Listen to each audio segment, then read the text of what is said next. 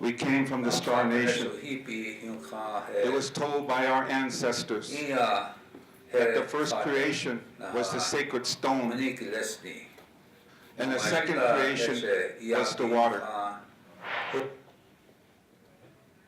When those came together, they created the steam.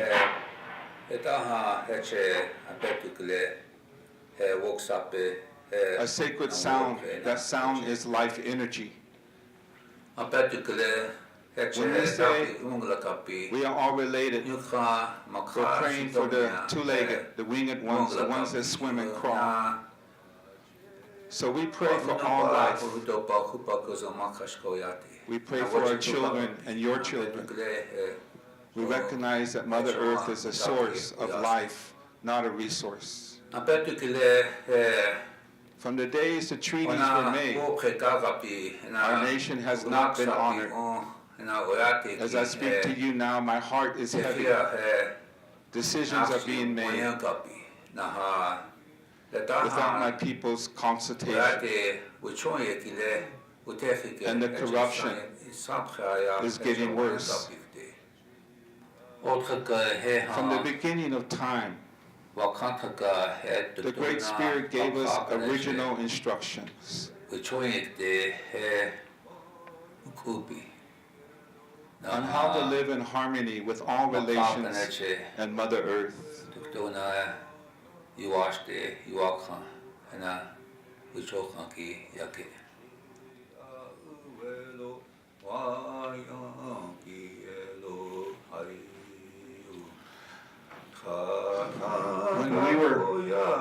When we were making this film, it wasn't easy. It involved prayer.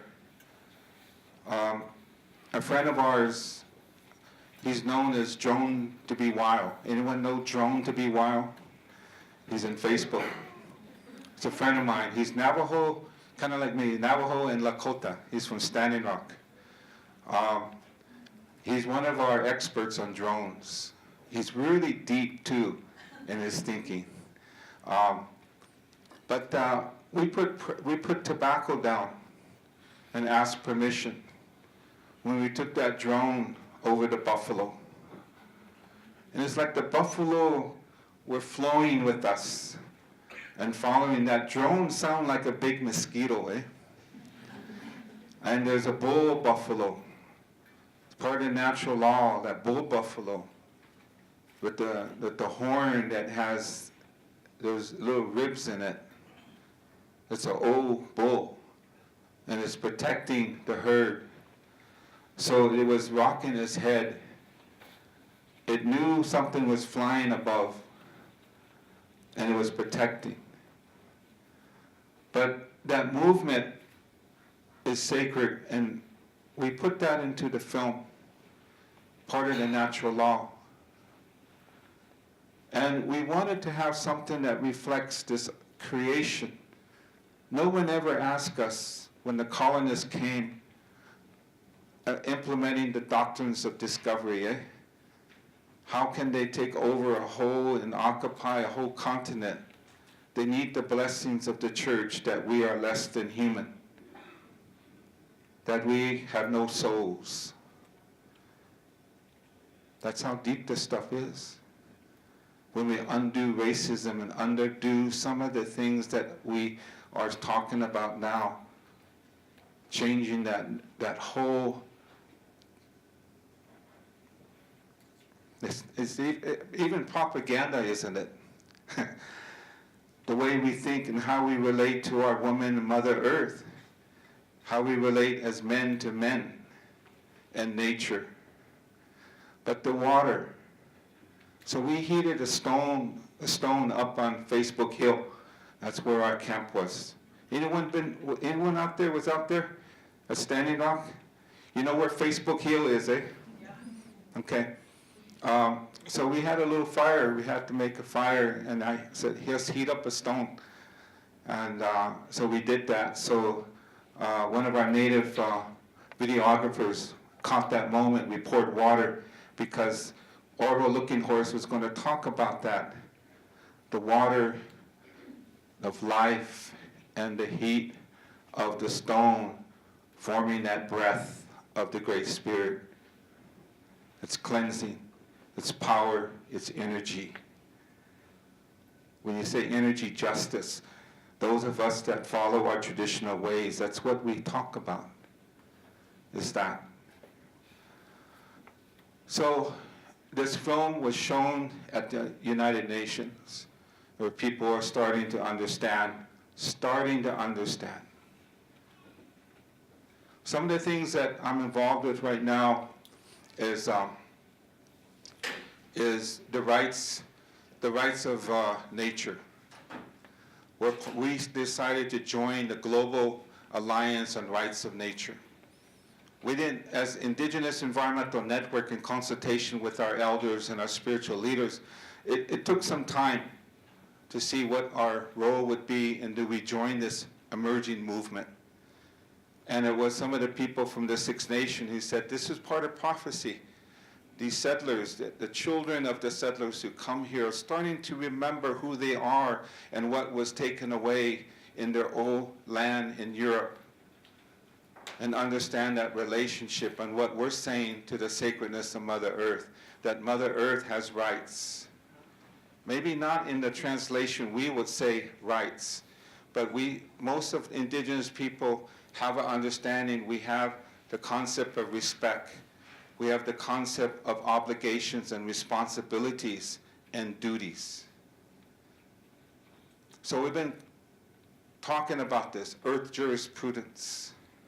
Recognize that woman, that sacred being of the forest of the Siriyaku in the Amazon of Ecuador. Recognizing the water, the river in New Zealand, that river has a personality and a consciousness, has life. Missouri River, did they ask permission to drill underneath the Missouri River? Did the corporation or the state of North Dakota, the policy makers and decision makers, did they have ceremony to ask permission to drill under the water? These are differences in understanding between the indigenous and non-indigenous. So it's like in the words of the poetry of Lewis and the teachings of words and who we are, is how do we use storytelling and these ways to come together. As indigenous peoples, we're about building alliances. We have to do that. We can't do it alone. We don't have the political strength in this country. We can't do it alone. We need all of your help. We were there in the streets recently in September in California at the Global Climate Action Summit. And we challenged the corporations. We've been challenging the UN climate meetings that has been a corporate takeover. And we lift up that our life and our air and trees, soil, it's not to be traded. That's a whole nother, I'd like to talk to you, but you can go to our website. We have a publication called Carbon Pricing that talks about how that is not a solution. It's even not about climate, it's about trading mechanisms. It does not cut pollution at source. It allows Chevron in Richmond, California to continue to pollute. And you ask them, how come you're still polluting? And they say, well, you don't understand. What is it we don't understand? I've gone carbon neutral. That I'm investing in carbon credits in the forests of the Amazon. And then they'll say, aren't you trying to save the forest too? I say, yeah. Well, we're trying to save the forest too. But we have to throw it back. But you're not cutting pollution in Richmond. This gives you an opportunity to greenwash. And who are the people living next to these facilities? People of color and poor white folks. As if we don't matter. Tar sands corporations are involved with cap and trade. Minnesota is involved with cap and trade. So we got to really look between the lines. Does it cut pollution? No. It's a Ponzi scam. So anyway, that's my little piece on climate. Thank you for the drum. I'm going to sing a song when I'm done. But there's so much I want to share with you. Really, I do. And Karen Clark, you've done a lot of good work, you know. It took me back when I lived here in Phillips neighborhood. Phillips neighborhood, I was, you know, doing work, so I remember all those struggles, and still those struggles exist, definitely. And I really appreciate the youth and younger generation. Our network has always been about bringing the youth into our work. So back to Standing Rock, it was a spiritual moment of building a movement of indigenous peoples to decolonize ourselves. No one knew that was going to happen. No one knew that millions of people are going to be watching, that thousands of people are going to be coming to this piece of land.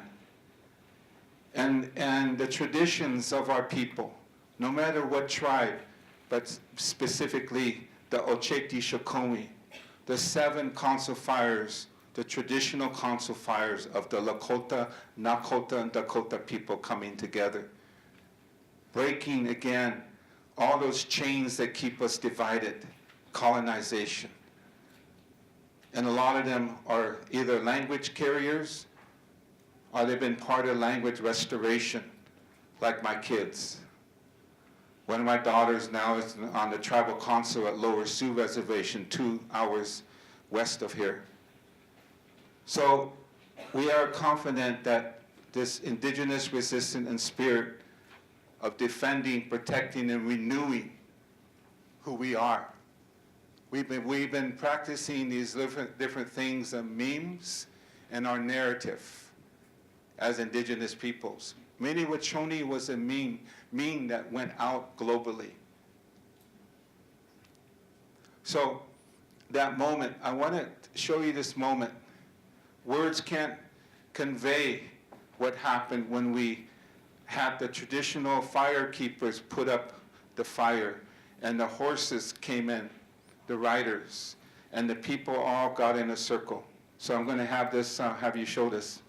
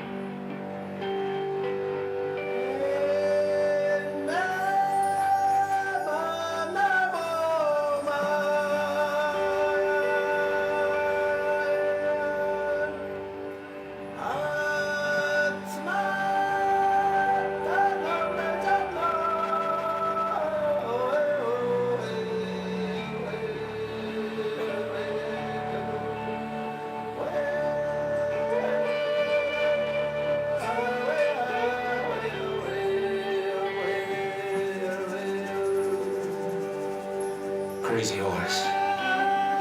We hear what you say. One earth, one mother. One does not sell the earth. The people walk upon. We are the land. How do we sell our mother? How do we sell the stars? How do we sell the air? Crazy horse. We hear what you say.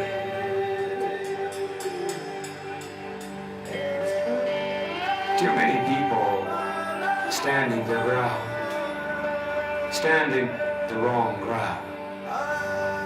Predator's face, he possessed a race. Possession, a war that doesn't end. Children of God, feed on children of earth. Days people don't care for people. These days are the hardest material fields, material harvest, decoration on chain that binds, mirrors gold, the people lose their minds.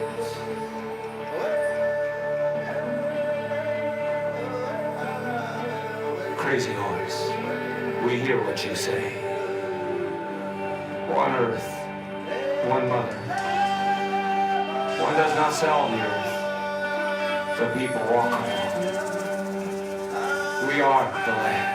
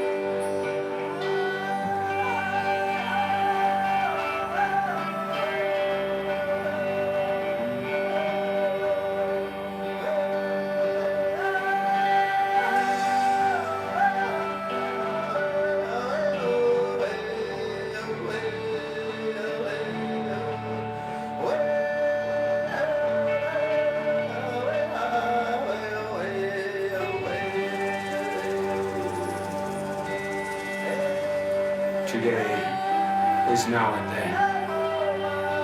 Dream smokes touch the clouds. On a day when death didn't die, real world time tricks, shadows lie. Red, white, perception, deception. Predator tries civilizing us. But the tribes will not go without return. Genetic light from the other side. A song from the heart, our hearts to give.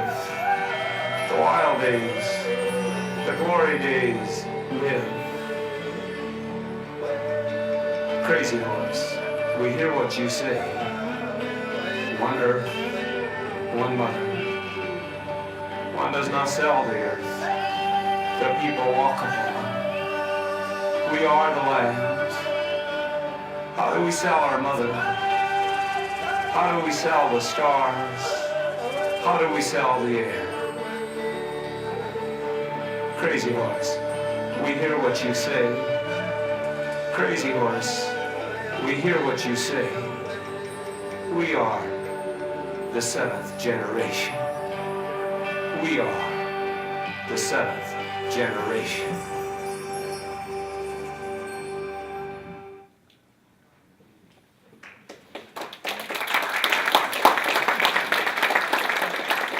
My teacher is Vitasa Yuhamana.